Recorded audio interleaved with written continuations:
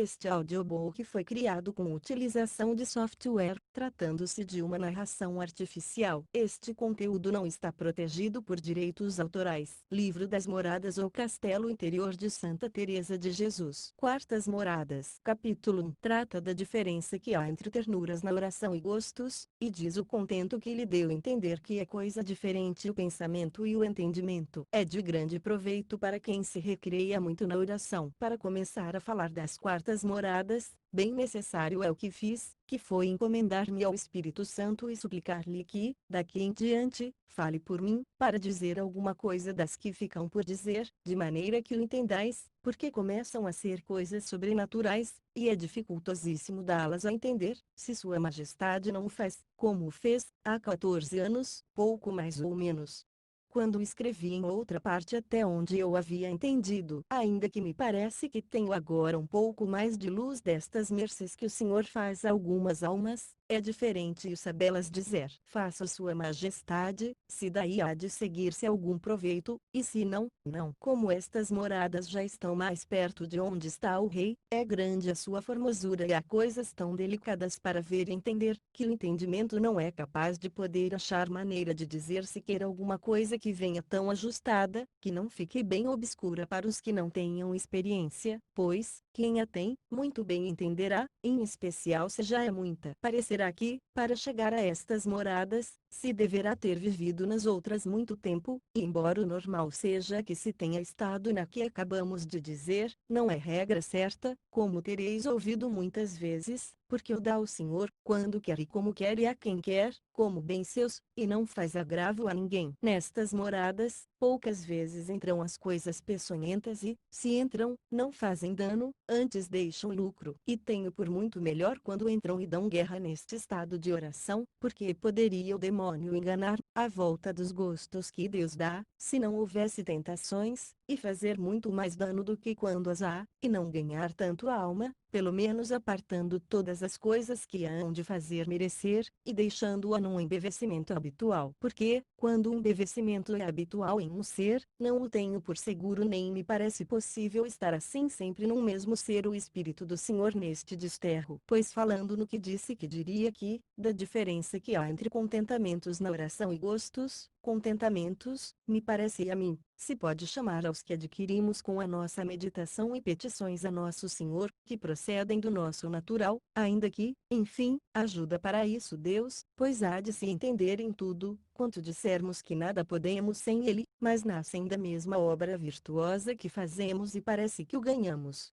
com nosso trabalho, e com razão nos dá contentamento o termo-nos empregado em coisas semelhantes. Mas se o considerarmos bem, os mesmos contentos teremos em muitas coisas que podem suceder na terra. Assim, numa grande fazenda que de repente advém alguém, o ver de súbito uma pessoa que muito amamos ter acertado num negócio importante ou numa coisa grande, de que todos nos dizem bem, se alguma pessoa lhe disserem que morreu seu marido ou irmão ou filho e o vê chegar vivo. Eu vi derramar lágrimas de um grande contentamento e até mesmo me tem acontecido algumas vezes. Parece-me a mim que, assim como estes contentamentos são naturais, assim é nos que nos dão as coisas de Deus, embora de linhagem mais nobre, ainda que aqueles também não eram de todo maus. Enfim começam no que é natural em nós e acabam em Deus. Os gostos começam em Deus e sente-os a natureza, e goza tanto deles como gozam os que disse muito mais. Ó Jesus, e que desejo tenho de saber declarar-me nisto, porque entendo, a meu parecer, muito conhecida a diferença e não alcança o meu saber dar-me a entender, faça o Senhor. Agora me lembro de um versículo que dizemos em prima, ao fim do último salmo, que ao terminar o versículo diz, cum dilataste cor meum, a quem tiver muita experiência, isto lhe basta para ver a diferença que vai de um ao outro, a quem não a tiver, é preciso mais. Os contentos que dissemos não dilatam o coração, antes habitualmente parece que o apertam um pouco, embora com grande contentamento de ver o que se faz por Deus, mas vem umas lágrimas de aflição, que de alguma maneira parece as move a paixão. Eu sei pouco destas paixões da alma que talvez me desse a entender, mas, como sou muito rude, não sei o que procede da sensualidade e o que procede do nosso natural. Saberia declará-lo se, assim como passei por isso, o entendesse. Grande coisa é o saber e as letras para tudo. O que tenho de experiência deste estado, digo destes regalos e contentos na meditação, é que, se começava a chorar por causa da paixão, não podia acabar até que se me quebrava a cabeça, se o fazia por meus pecados, era o mesmo. Grande mercê me fazia Nosso Senhor, e não quero agora examinar qual é melhor, se um se outro. Apenas quereria saber dizer a diferença que há entre um e outro. Para estas coisas ou algumas vezes estas lágrimas e estes desejos ajudados do natural e conforme está à disposição, mas enfim, como disse, venha parar em Deus, ainda que sejam naturais. E são para terem muito, se houver humildade, para entender que não se é melhor por isso, porque não se pode entender se todos são efeitos do amor, e quando forem, são dados por Deus. Na maior parte tem estas devoções as almas das moradas anteriores, porque andam quase de contínuo com o trabalho do entendimento, empregadas em discorrer com o entendimento e em meditação, e vão bem, porque não lhes foi dado o mais, ainda que acertariam em ocupar-se um pouco em fazer actos e em louvores de Deus e em se alegrarem da sua bondade que seja quem é, em desejar sua honra e glória. Isto como puderem, porque desperta muito a vontade. E estejam de sobreaviso, quando o Senhor lhes der isto, não o deixem para acabar a meditação como se tem por costume. Porque me alarguei muito em dizer isto em outras partes, não o direi aqui. Só quero que estejais advertidas que, para aproveitar muito neste caminho e subir às moradas que desejamos, não está a coisa em pensar muito, senão em amar muito, e assim, o que mais vos despertar ao amor, isso deveis fazer. Talvez não saibamos o que é amar, e não me espantarei muito, porque não está no maior gosto, mas sim na maior determinação de desejar contentar a Deus em tudo e procurar, tanto quanto pudermos, não o ofender, e rogar-lhe que vá sempre por diante a honra e glória de seu Filho e o aumento da Igreja Católica. Estes são os sinais do amor, e não penseis que consiste em não pensar outra coisa, e que, se vos distraís um pouco, vai tudo perdido. Eu tenho andado nisto, nesta barafunda do pensamento, bem apertada algumas vezes, e haverá pouco mais de 4 anos que vim a entender, por experiência, que o pensamento, ou imaginação, para que melhor se entenda, não é o entendimento. Perguntei-o a um letrado e disse-me que, efetivamente, era assim, o que foi para mim grande contentamento. Porque, como o entendimento é uma das potências da alma, tornava-se-me duro estar ele tão volúvel, às vezes, pois normalmente voa o pensamento tão rápido, que só Deus o pode atar quando assim nos ata, de maneira que parece estarmos de algum modo desatados deste corpo. Eu via, a meu parecer, as potências da alma empregadas em Deus estarem recolhidas com ele, por outra parte, o pensamento alvorotado, trazia-me tonta. Ó Senhor, tende em conta o muito que passamos neste caminho por falta de saber. E o mal é que, como não pensamos ser preciso saber mais do que pensar em vós, nem sabemos perguntar aos que sabem, nem entendemos que haja que perguntar, e passam-se terríveis trabalhos, porque não nos entendemos, e o que não é mal, senão bom, pensamos que é grande culpa. Daqui procedem as aflições de muita gente que trata de oração e o queixarem-se de trabalhos interiores, pelo menos grande parte em gente que não tem letras, e vem as melancolias e o perderem a saúde até o deixarem de todo, porque não consideram que há dentro um mundo interior, e assim, como não podemos deter o movimento dos céus, que anda à pressa com toda a velocidade, tampouco podemos deter o nosso pensamento.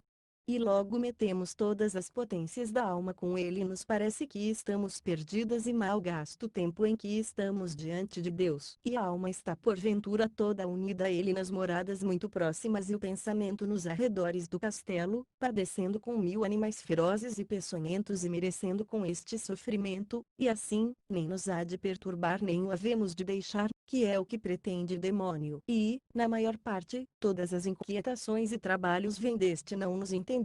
Ao escrever isto, estou considerando o que se passa na minha cabeça, o grande ruído que nela há. Como disse ao princípio, pelo que se me tornou quase impossível poder fazer o que me mandavam escrever. Não parece senão que nela estão muitos rios caudalosos e, por outra parte, que estas águas se despenham, muitos passarinhos e silvos, não nos ouvidos, mas na parte superior da cabeça, onde dizem estar a parte superior da alma. E eu estive nisto muito tempo, por me parecer que o grande movimento do espírito para cima subia com velocidade. Praz a Deus me lembre, nas moradas mais adiante, de dizer a causa disto, pois aqui não fica bem, e não será muito que o Senhor haja querido dar-me este mal de cabeça para melhor o entender, porque, com toda esta barafunda que nela vai, não me estorvava a oração nem o que estou dizendo, mas antes a alma está muito inteira em sua quietude, amor e desejos de claro conhecimento. Pois, se na parte superior da cabeça está a parte superior da alma, como não a perturba? Isso é o que não sei, mas sei que é verdade o que digo. Dá pena quando não é oração com suspensão, pois então, até que passe, não se sente nenhum mal, mas grande mal seria se, por este impedimento, eu deixasse tudo. E assim não é bem que nos perturbemos com os pensamentos, nem deles nada se nos dê, porque, se vem do demônio, cessará com isto, e se é, como é, da miséria que nos ficou de pecado de Adão, com outras muitas, tenhamos paciência e soframo-lo por amor de Deus, pois também estamos sujeitas a comer e dormir, sem nos podermos escusar, o que é grande trabalho. Reconheçamos a nossa miséria, e desejemos ir aonde ninguém nos menospreze, pois algumas vezes me lembro de ter ouvido isto que dizia a esposa dos Cantares, e verdadeiramente não encontro em toda a vida coisa onde, com mais razão, isto se possa dizer, porque todos os menosprezos e trabalhos que pode haver na vida, não me parece que cheguem a estas batalhas interiores. Qualquer desassossego e guerra se pode sofrer achando paz onde vivemos, como já disse, mas, que queiramos vir a descansar dos mil trabalhos que há no mundo, que queira o Senhor preparar-nos o descanso e que em nós mesmas esteja o estorvo, não pode deixar de ser muito penoso e quase insuportável. Por isso, levai-nos, Senhor, aonde não nos menosprezem estas misérias, que parecem algumas vezes estarem a fazer escárnio da alma. Ainda nesta vida liberta disto o Senhor, quando chegar à última morada, como diremos, se Deus for servido. Nem a todas darão tanta pena estas misérias, nem as acometerão, como a mim me fizeram muitos anos por ser tão ruim, que parece que eu mesma me queria vingar de mim. E, como coisa tão penosa para mim, penso que talvez o seja assim para vós e não faço senão dizê-lo de um cabo ao outro, para ver se alguma vez acerto dar-vos a entender como é coisa forçosa e não vos traga inquietas e aflitas, mas deixemos andar esta taramela do moinho e moamos nossa farinha, não deixando de trabalhar com a vontade e o entendimento. Há mais e menos neste estorvo, conforme a saúde e os tempos. Padeça pobre alma, ainda que não tenha culpa, pois outras teremos pelas quais é de razão que tenhamos paciência. E, porque não basta o que lemos e nos aconselham, não façamos caso destes pensamentos, para nós, que pouco sabemos, não me parece tempo perdido todo o que gasto em declarar mais em consolar-vos neste caso, mas, até que o Senhor nos queira dar-los, pouco aproveita. Mas é preciso e quer Sua Majestade que tomemos conhecimento e entendamos do que faz a fraca imaginação, o natural, e o demônio, não deitemos a culpa à alma. Capítulo 2. Prossegue no mesmo e declara por uma comparação o que são gostos e como se hão de alcançar não os procurando. Valha-me Deus, onde me meti? Já tinha esquecido o que trotava, porque os negócios e saúde me fazem deixá-lo na melhor altura. E, como tenho pouca memória, irá tudo desconcertado por não o poder tornar a ler. E mesmo talvez seja tudo desconcerto quanto digo, ao menos é o que sinto. Parece-me que fica dito das consolações espirituais, como algumas vezes vão envoltos com as nossas paixões, trazem consigo uns alvorotos de soluços, e até ouvia pessoas que se lhes aperta o peito e mesmo lhes vêm movimentos exteriores, a que não podem ir à mão, e é tal a força, que lhes faz sair sangue do nariz, e coisas assim penosas. Disto não sei dizer nada, porque não passei por isso, mas deve ficar consolação, porque, como digo, tudo vai parar em desejar contentar a Deus e gozar da sua majestade. Os que eu chamo gostos de Deus que em outra parte chamei oração de quietude são muito de outra maneira, como entendereis as que os tendes experimentado, pela misericórdia de Deus. Façamos de conta, para o entender melhor, que vemos duas fontes com dois tanques que se enchem de água, que não acho coisa mais a propósito para declarar algumas coisas de espírito que isto de água. Como sei pouco, e o engenho não ajuda e sou tão amiga deste elemento, tenho olhado para ele com mais advertência, que para outras coisas, pois em todas as que criou tão grande Deus, tão sábio, deve haver muitos segredos de que nos podemos aproveitar, e assim fazem os que os entendem, embora eu creia que, em cada coisinha que Deus criou, há mais do que se entende, ainda que seja uma formiguita. Estas dois tanques enchem-se de água de diferentes maneiras, para uma, vem de mais longe, por muitos aquedutos e artifícios, a outra está feita na mesma nascente da água e vai se enchendo sem nenhum ruído. E se o manancial é caudaloso como este de que falamos, depois de cheio o tanque, segue um grande arroio, não é preciso artifício, nem mesmo se acaba o edifício dos aquedutos, que sempre está correndo dali água. A diferença está em que a água que vem por aquedutos, a meu parecer, são os contentos que tenho dito que se tiram da meditação, porque os trazemos com os pensamentos, ajudando-nos das criaturas na meditação e cansando o entendimento, e como vem, afinal, com as nossas diligências, faz ruído quando houver alguma enchente de proveitos que traz à alma, como fica dito. A esta outra fonte,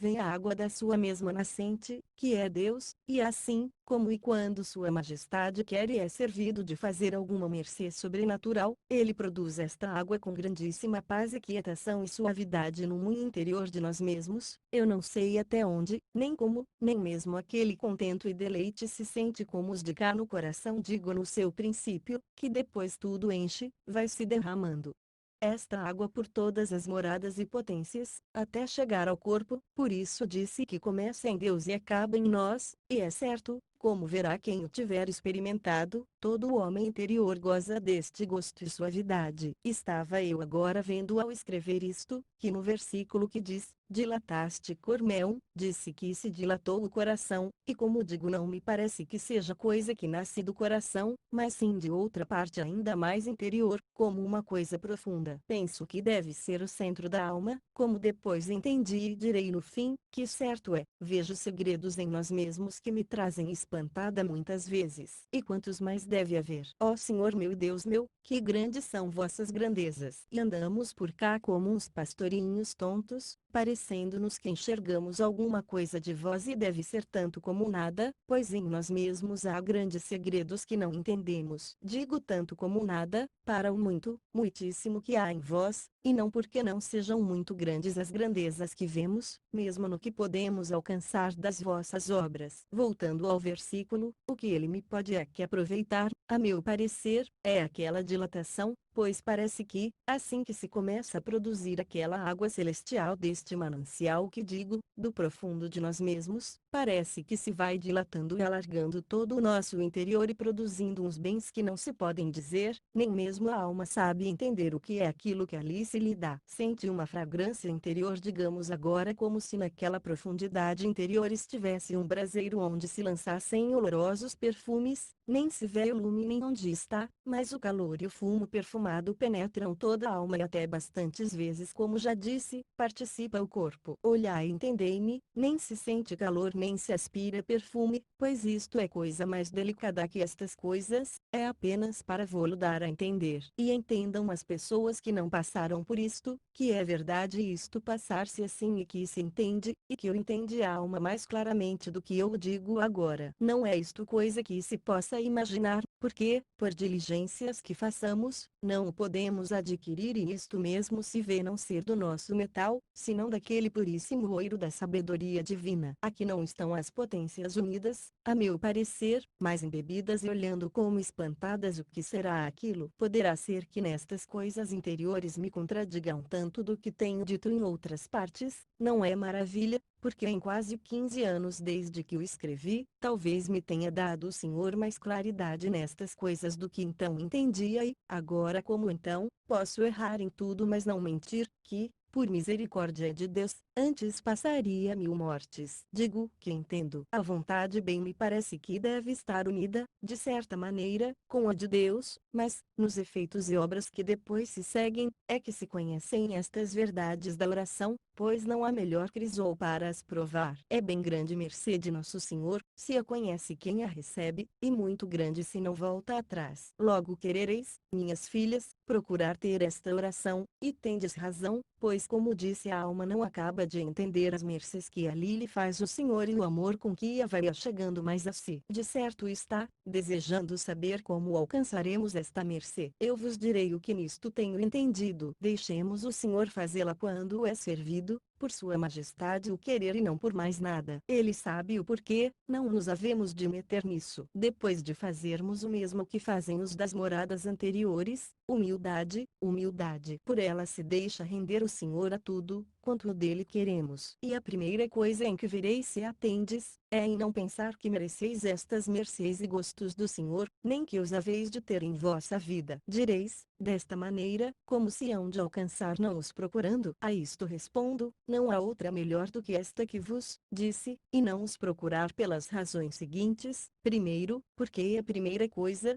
que para isto é mister, é amar a Deus sem interesse. Segundo, porque não deixa de ser um pouco de falta de humildade pensar que, por nossos serviços miseráveis, se há de alcançar coisa tão grande. Terceiro, porque a verdadeira preparação para isto é o desejo de padecer e de imitar ao Senhor e não ter gostos, nós que, enfim, o temos ofendido. Quarto, porque Sua Majestade não está obrigado a dar-nos gostos, como está a dar-nos a glória se guardarmos os seus mandamentos, pois, sem isto, nos poderemos salvar, e Ele sabe melhor que nós o que nos convém e quem o ama de verdade. Assim é coisa certa, eu sei-o, e conheço pessoas que vão, pelo caminho do amor como se deve ir, só para servir a seu Cristo crucificado, que não só não lhe pedem gostos nem os desejam, mas lhe suplicam que não lhos dê nesta vida. Isto é verdade. A quinta, porque trabalharemos debalde, pois, como não se há de trazer esta água por aquedutos como a precedente, se o manancial não a quer produzir, pouco aproveita que nos cansemos. Quero dizer que, por mais meditação que tenhamos e por mais que nos apoquentemos e tenhamos lágrimas, não é por aqui que esta água vem. Só se dá a quem Deus quer, muitas vezes, quando mais descuidada está a alma. Suas somos, irmãs. Faça de nós o que quiser,